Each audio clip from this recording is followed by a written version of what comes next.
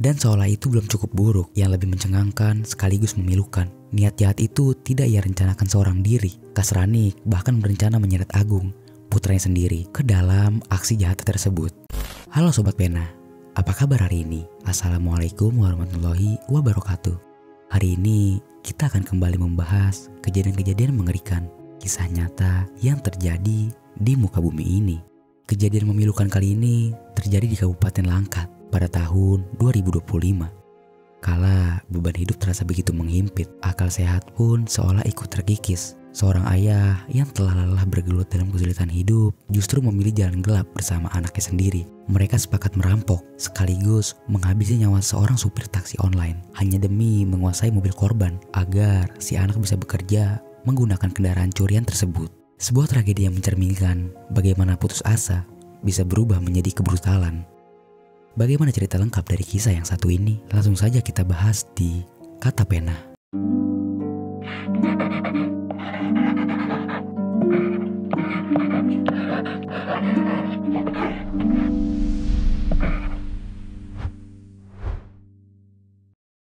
Di Langkat, Sumatera Utara, pemirsa, ayah dan anak bekerja sama seorang sopir taksi online. Kedua pelaku karena ingin menguasai mobil korban.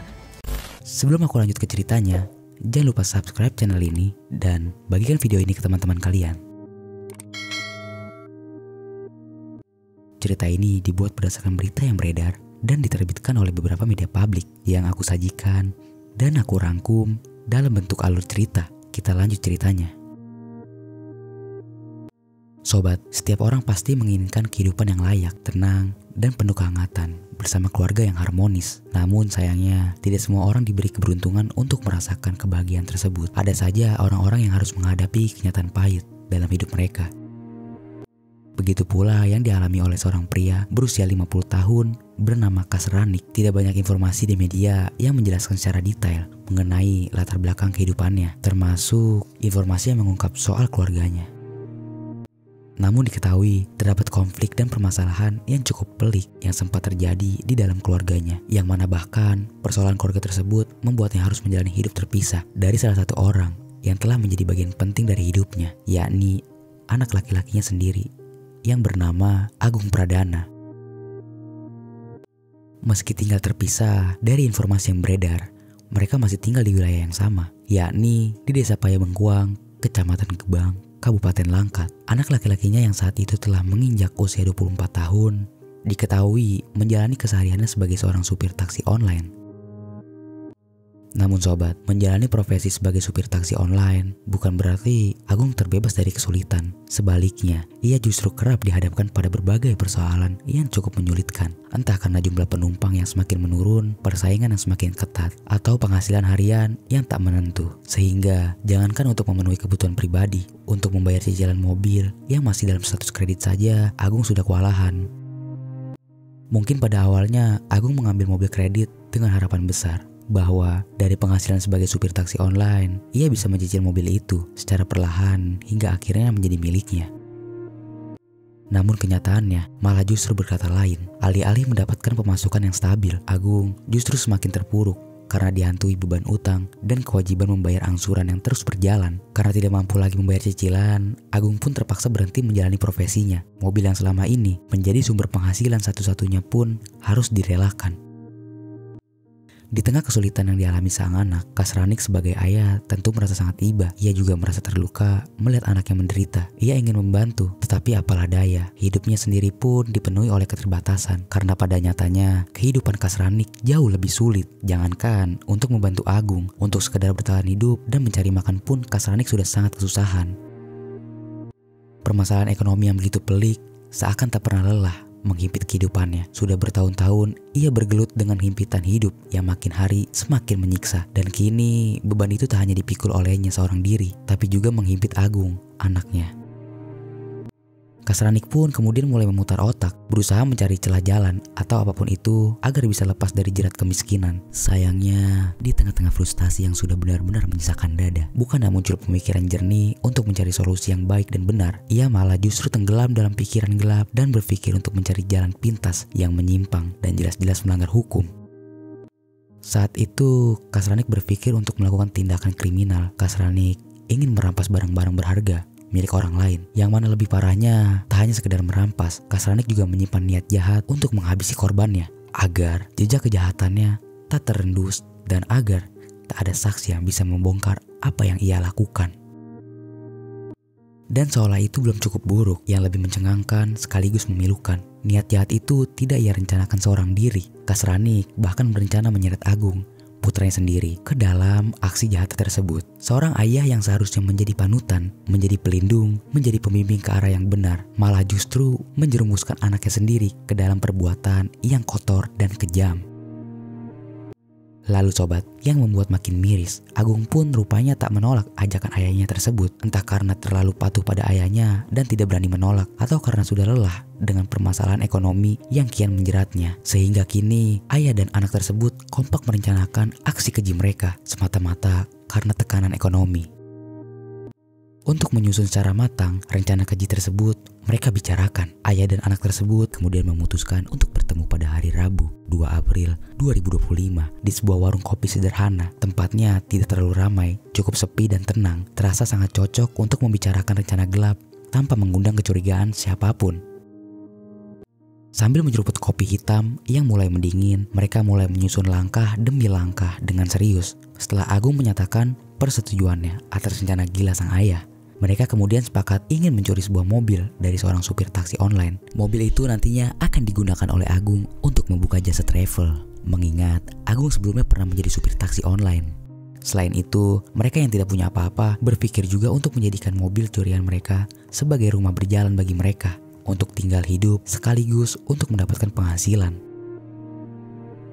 Setelah selesai merencanakan pencurian tersebut, ayah dan anak sepakat untuk melakukan aksi mereka pada hari Minggu 6 April 2025. Untuk melancarkan aksi mereka pun sepakat untuk bertemu di Jalan Pinang Baris, Kecamatan Sunggal, Medan Sunggal, Kota Medan, tepatnya di sebuah rumah makan, yaitu di Rumah Makan Melayu. Tak hanya menyepakati waktu dan lokasi, mereka juga membagi peran masing-masing, termasuk peralatan yang akan dibawa untuk melancarkan rencana mereka. Kasranik, sang ayah, akan membawa palu yang rencananya akan digunakan untuk menghantam kepala korban hingga tewas. Ia juga akan menyiapkan sebuah goni besar yang nantinya akan digunakan untuk membungkus tubuh korban setelah dihabisi. Sementara itu, Agung diminta untuk membawa sarung. Sarung tersebut nantinya akan mereka gunakan untuk membekap wajah korban hingga tak mampu bernafas dan akhirnya lemas tak berdaya, sebelum kemudian dilanjutkan dengan tindakan yang lebih kejam lagi dengan palu yang dibawa oleh Kasranik. Singkat waktu, setelah mempersiapkan semuanya, ayah dan anak itu pun siap menjalankan aksi mereka sesuai dengan rencana mereka sebelumnya. Pada hari Minggu tanggal 6 April 2025 sekitar pukul 19.00 waktu Indonesia Barat, ayah dan anak tersebut bertemu di Rumah Makan Melayu yang berada di Jalan Pinang Baris, Kecamatan Sunggal, Medan Sunggal, Kota Medan. Setelah mereka bertemu, Agung saat itu pun memesan layanan taksi online menuju Tanjung Anom melalui aplikasi InDriver di handphone ayahnya. Kemudian tak lama setelah itu, keduanya pun mendapatkan supir taksi online yang akan segera membawa mereka. Supir taksi online yang sangat tidak beruntung tersebut adalah seorang pemuda berusia 25 tahun bernama Michael Frederick Pakpahan, warga Jalan Permasyarakatan, Kecamatan Medan Sunggal. Tidak banyak informasi di media yang menjelaskan secara detail mengenai latar belakang keluarga dan kehidupannya. Namun diketahui bahwa pria yang akrab disapa dengan panggilan Michael masih berstatus lajang dan baru saja menamatkan pendidikannya di Fakultas Pertanian, jurusan Agroteknologi, Universitas Sumatera Utara pada tahun 2024 lalu. Setelah lulus kuliah, Michael bekerja sebagai seorang supir taksi online. Mungkin sembari menunggu mendapat pekerjaan, sehari-harinya Michael bekerja sebagai supir taksi online dengan mengendarai mobil Toyota Rush warna hitam bernomor polisi BK1273 KF. Dengan pekerjaannya tersebut, setidaknya ia punya penghasilan sendiri yang cukup untuk membiayai kebutuhan hidupnya sendiri tanpa merepotkan keluarganya. Michael sendiri dikenal sebagai pribadi yang baik, ramah, dan mudah bergaul. Ia bukan tipe orang yang banyak tingkah dan selalu berusaha bersikap sopan kepada siapa saja yang ia temui. Pemuda tersebut juga menyimpan impian yang besar dalam hidupnya. Ia ingin kelak bisa meraih karir yang benar-benar ia idamkan. bukan semata-mata soal uang, tapi soal membuktikan pada dirinya sendiri, pada orang-orang di sekitarnya, bahwa ia mampu menjadi seseorang yang berhasil dan membuat keluarganya bangga. Namun sobat, siapa sangka semua harapan itu pupus begitu saja karena apesnya pemuda tersebut justru menjadi target dari kebengisan dua manusia yang telah dibutakan oleh keputusan karena himpitan ekonomi. Michael yang hari itu mungkin hanya berniat mencari rezeki seperti biasanya, tanpa pernah curiga sedikit pun, justru tengah menuju perangkap maut yang telah disusun rapi oleh ayah dan anak yang tega menukar kehidupan dan masa depan seseorang hanya demi sebuah mobil dan harapan palsu akan hidup yang lebih baik. Malam itu, Michael yang menerima sebuah pesanan dari aplikasi kemudian seperti biasa langsung menuju ke titik penjemputan tanpa mengetahui sama sekali bahwa pesanan tersebut berasal dari dua orang yang tengah menyusun rencana jahat terhadapnya. Tanpa rasa curiga, dengan niat hanya ingin mencari nafkah, Michael pun melanjutkan mobil Toyota Rush hitamnya menuju titik penjemputan. Sampainya di lokasi penjemputan sekitar pukul 12 malam. Michael menjumpai dua orang pria. Meski tidak mengenal mereka, Michael menyapa mereka dengan ramah. Kemudian, kedua pria tersebut langsung masuk ke dalam mobil Toyota Rush hitam yang dikendarai Michael. Saat itu, posisinya Kasranik duduk di samping Michael, sementara Agung duduk di belakang Michael. Setelah memastikan kedua penumpangnya duduk dengan nyaman, Michael melanjutkan mobilnya ke arah Tanjung Anom. Sesuai dengan permintaan kedua penumpangnya, yang saat itu berpura-pura ingin menjemput teman di desa Tanjung Anom. Perjalanan mereka saat itu pun berlangsung lancar, diselimuti suasana hening yang hanya sesekali terpecah ketika Michael melontarkan pertanyaan detail mengenai lokasi tujuan kedua penumpangnya. Hingga kemudian saat tiba di Jalan Pinang Baris, Gang Wakaf 1 nomor 17, Kelurahan Lalang, Kecamatan Medan Sunggal, Kota Medan, yang mana tengah malam itu area tersebut sangat sepi dan sunyi. Ayah dan anak tersebut pun langsung melancarkan aksi keji mereka. Agung saat itu kemudian berpura-pura menelepon seseorang, lalu tak lama kemudian meminta Michael menghentikan laju mobilnya dengan dalih ingin menunggu temannya. Michael yang tidak mengetahui rencana jahat ayah dan anak tersebut hanya menurut saja dan benar-benar menghentikan laju mobilnya di bahu jalan. Sembari menunggu orang yang ditunggu penumpangnya, Michael memutuskan untuk memainkan handphonenya. Dan saat Michael sedang fokus dengan handphonenya, Agung langsung melancarkan aksinya dengan menjerat leher Michael dari belakang menggunakan sarung yang dibawanya. Michael yang dijerat pun berusaha melawan dan melepaskan jerat di lehernya. Namun Agung yang enggan memberikan ampun justru semakin kencang menjerat leher Michael dan membuat Michael semakin tidak bisa bernafas. Meski begitu, Michael tidak mau menyerah begitu saja. Dengan tenaga yang dimilikinya, Michael berusaha untuk melawan. Meski nafasnya sudah benar-benar tersenggal, melihat Michael terus berusaha melawan, Kasranik lalu mengambil palu yang sebelumnya ia sembunyikan di tasnya, lalu melayangkan palu tersebut ke kepala Michael dengan begitu membabi butanya sebanyak 3 kali dengan sarung yang masih setia menjerat lehernya. Akibat pukulan demi pukulan brutal tersebut, kepala Michael pun remuk, cairan merah menyembur kemana-mana. Michael yang sebelumnya masih terus berusaha melawan, pada kemudian mulai menyerah. Seiring rasa sakit yang begitu hebat di kepalanya, Michael yang kehilangan banyak cairan merah pun juga semakin lemas. Dan pada akhirnya, perlahan, Michael yang tidak dapat bertahan lalu mengebuskan nafas terakhirnya. Melihat Michael sudah tidak bergerak dan menunjukkan perlawanan, keduanya lalu memeriksa kondisi Michael yang rupanya sudah tidak ada hembusan napasnya lagi, denyut jantung dan nadinya pun sudah tidak ada, yang mana berarti supir taksi online tersebut sudah benar-benar meninggal dunia.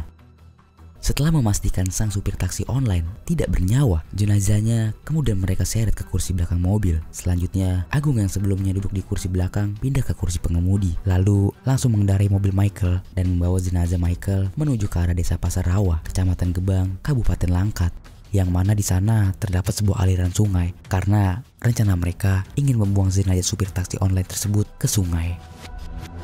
Lalu singkat waktu, sekitar pukul 3 pagi, saat tiba di area sungai yang berada di daerah Gebang, Kelantan, Agung menghentikan laju mobil dan menurunkan jenazah Michael. Sebelum benar-benar membuang jenazah sang supir taksi online, jenazah Michael tersebut mereka masukkan terlebih dahulu ke karung goni yang sebelumnya sudah disiapkan oleh Kasranik. Dan agar mudah memasukkannya ke dalam karung goni, sarung yang melilit leher Michael diisi dengan batu sebagai pemberat. Selain sebagai pemberat agar bisa dimasukkan ke dalam karung goni, tapi juga sebagai pemberat agar tenggelam saat nantinya karung berisi jenazah Michael dibuang ke sungai. Kemudian, setelah berhasil memasukkan jenazah Michael ke dalam karung yang berisi jenazah Michael dibuang ke sebuah sungai yang aliran airnya diketahui mengarah langsung ke laut, dengan harapan besar bahwa jenazah Michael nantinya benar-benar hilang di laut dan tidak ditemukan sehingga mereka juga bisa aman dari jerat hukum. Setelah berhasil membuang karung berisi jenazah Michael, ayah dan anak tersebut segera melarikan diri dengan membawa mobil milik Michael. Tanpa rasa bersalah sedikit pun, mereka memacu kendaraan tersebut menuju ke daerah Kuala Gumit, tepatnya ke rumah Adi Kasranik. Di sanalah mereka berencana bersembunyi sementara waktu, sembari membersihkan sisa kekejian mereka. Sesampainya di rumah Adi Kasranik, sekitar pukul 6 pagi, keduanya langsung bergerak cepat. Mereka mulai membersihkan mobil dari sisa-sisa kekejian yang baru saja mereka lakukan. Setiap sudut diperiksa, setiap noda dilap dengan teliti, berharap semua jejak kekejian bisa hilang begitu saja. Tak hanya itu, mereka juga membuka plat nomor kendaraan dan menyimpannya agar tak mudah dikenali. Barang-barang milik Michael, termasuk barang pribadi Michael yang ditemukan di dalam mobil, juga mereka singkirkan dan sembunyikan di dalam rumah Adi Kasranik. Semua itu mereka lakukan demi menghapus identitas asli mobil tersebut agar bisa mereka gunakan dengan leluasa tanpa menimbulkan kecurigaan. Tak langsung membawa mobil curian tersebut, pada hari Senin, 7 April 2025, sekitar pukul 4 sore, Kasranik memutuskan untuk pulang terlebih dahulu ke rumahnya dengan menumpang angkutan kota atau angkot. Sementara itu, Agung pergi menuju ke daerah Tanjung. Entah apa tujuan mereka saat itu. Lantas, baru pada keesokan harinya, pada hari Selasa 8 April 2025, sekitar pukul 8 malam, Agung kembali ke rumah pamannya, lalu mengendarai mobil curian tersebut yang sebelumnya telah mereka bersihkan dan ubah identitasnya untuk menjemput Kasranik di wilayah Marelan. Setelah bertemu, keduanya pun langsung melanjutkan perjalanan menuju Kabanjahe, Kabupaten Tanah Karo yang entah tidak diketahui juga apa tujuan mereka saat itu. Sementara itu sobat, di sisi lain, keluarga Michael sangatlah mengkhawatirkan Michael yang tak kunjung pulang dan tidak bisa dihubungi.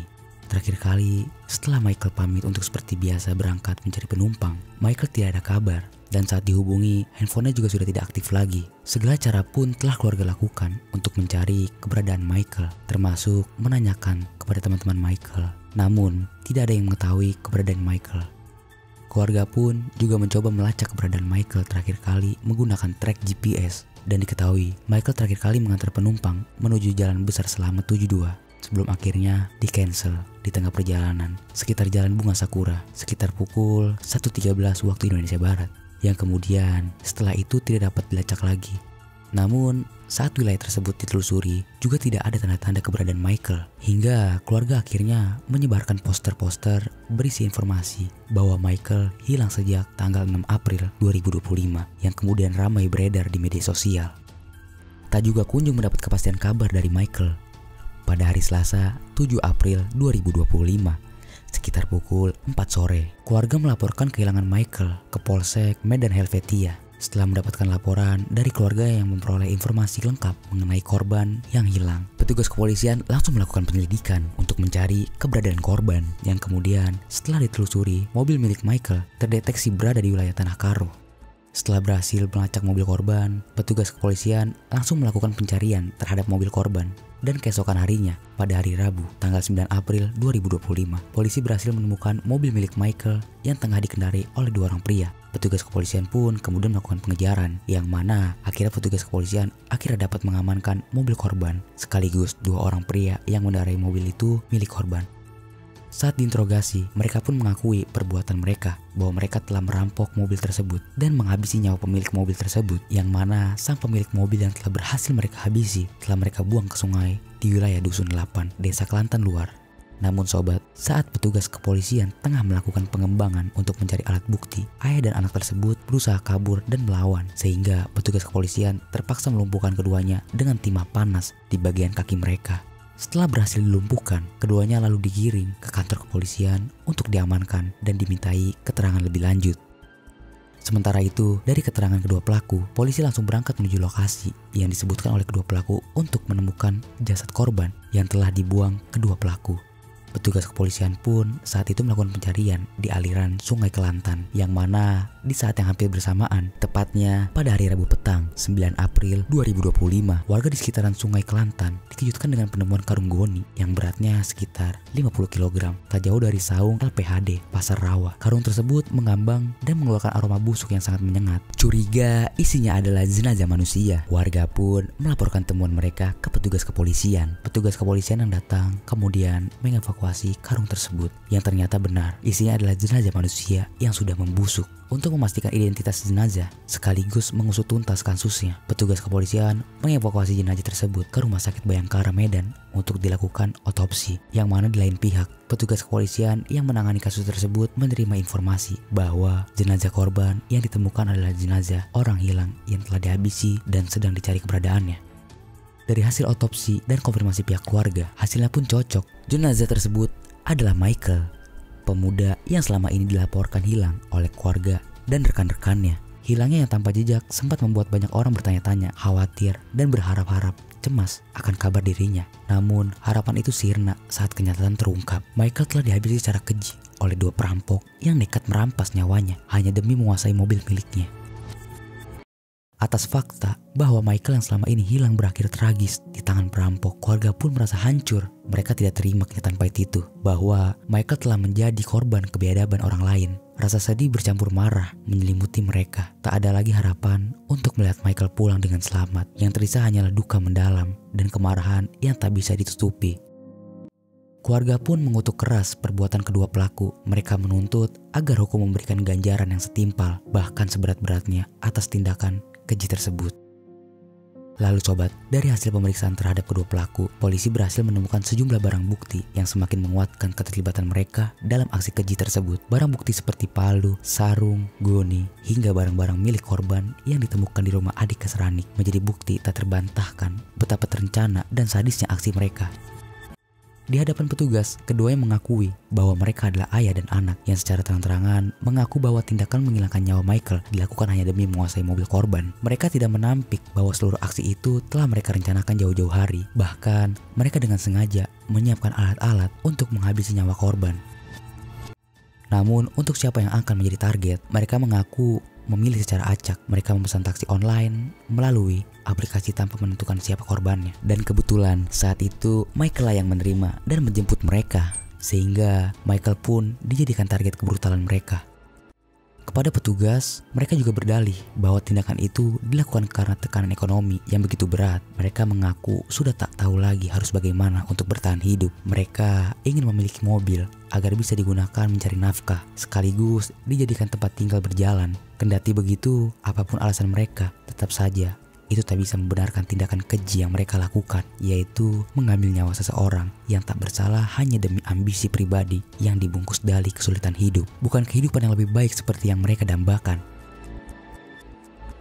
Aksi keji ayah dan anak sekongkol bukan kehidupan yang lebih baik seperti yang mereka dambakan, justru berakhir mengenas bagi mereka sendiri. Alih-alih keluar dari jerat kemiskinan, mereka malah menjerumuskan diri mereka di balik jeruji besi, menanggung konsekuensi dari perbuatan mereka yang tak berperi kemanusiaan. Seorang ayah yang seharusnya menjadi pelindung dan penuntun bagi anaknya, malah justru menyeret anaknya sendiri ke dalam tindakan kriminal yang keji. Bukannya memberikan masa depan yang lebih baik, Kesranik malah membimbing Agung ke jalan yang lebih gelap dan menyesatkan. Kini keduanya telah resmi ditetapkan sebagai tersangka oleh pihak kepolisian. Mereka dijerat dengan pasal berlapis, yakni pasal 340 KUHP tentang penghilangan nyawa berencana dan pasal 365 KUHP tentang pencurian dengan kekerasan. Keduanya terancam mendapatkan hukuman maksimal seumur hidup. Lalu sobat, jenazah korban yang telah selesai diotopsi juga telah dipulangkan ke keluarganya untuk disemayamkan dan dimakamkan secara layak di Taman Pemakaman Umum Jalan Eka Prasetya, Medan. Isak tangis keluarga dan orang-orang yang mengenal baik sosoknya turut mengantarkan ke peristirahatan terakhirnya. Tak hanya keluarga dan orang-orang terdekatnya, kabar soal kepergiannya juga turut membuat masyarakat luas merasa ikut sedih dan merasa miris atas apa yang menimpa korban. Kekejian kedua pelaku pun turut membuat banyak orang ikut mengutuk dan berharap kedua pelaku dapat dihukum seberat-beratnya. Itu dia sobat, kisah dari Michael, seorang supir taksi online yang dihabisi oleh seorang ayah dan anak demi kuasai mobil untuk kerja.